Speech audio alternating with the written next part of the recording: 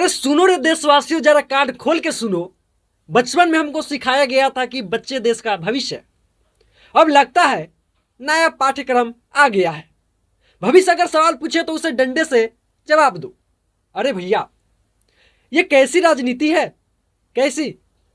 बच्चों के हाथ में किताब हो तो कहते हैं पढ़ो, और वही बच्चा अपने हक की बात करने सड़क पर आ जाए तो सामने लाठी खड़ी हो जाती है। मोदी जी, देश आपका है, जनता भी आपकी है, बच्चे भी इसी देश के हैं। अगर बच्चे ही डरने लगे तो फिर नया भारत किसके भरोसे बनेगा? ईंट पत्थर से देश नहीं बनता, इस इंसानों के भरोसे बनता है। गांव में कहावत है, बाप बड़ा वही जो औलाद की बात सुने, जो डंडा ही चलाए उससे बच्चे भी डरते हैं। सरकार भी तो जनता की अभिभावक कहलाती है, फिर सवाल पूछने वालों से डर कैसा? अरे चुनाव के समय तो हर बच्चा, हर नौजवान, हर गरीब मेरे परिवार का हिस्सा बन जाता है, लेकिन चुनाव बीतते ही वही परिवार सड़क पर खड़ा दिखाई देता है। वाह रे राजनीति! वोट चाहिए तो मेरे प्यारे देशवासियों, और सवाल पूछे तो व्यवस्था बिगाड़ रहे हो।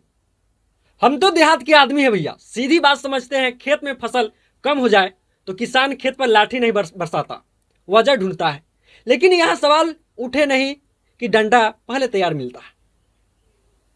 लोकतंत्र की ताकत लाठी में नहीं, सुनने की क्षमता में होती है। अगर हर असहमति का जवाब बल से मिलेगा तो फिर संविधान की किताब अलमारी में रख दीजिए और चौक चौराहे पर सिर्फ डंडा टांग दीजिए। और सुनो अनभक्त भाइयों, जरा नाराज होने से पहले इतना सोच लेना, आज अगर किसी और के बच्चे पर लाठी चली तो कल यही तरीका किसी और के साथ भी अपनाया जा सकता है। लोकतंत्र किसी एक पार्टी की जागीर नहीं, पूरे देश की विरासत है। सरकार चाहे किसी की भी हो, जनता को सवाल पूछने का अधिकार रहेगा। सत्ता बदलती रहती है लेकिन अधिकार नहीं बदलने चाहिए।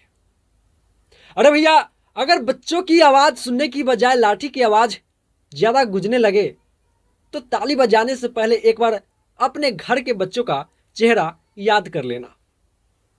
देशभक्ति का मतलब सरकार की हर बात पर ताली बजाना नहीं होता। देशभक्ति का मतलब है देश और उसके लोगों की भलाई की बात करना, चाहे सवाल सत्ता से ही क्यों न पूछना पड़े। याद रखिए, इतिहास में कुर्सियां बदलती रही है, सरकारें बदलती रही है, लेकिन जनता की आवाज हमेशा बची रही है। आवाज को दबाया जा सकता है, मिटाया नहीं जा सकता है।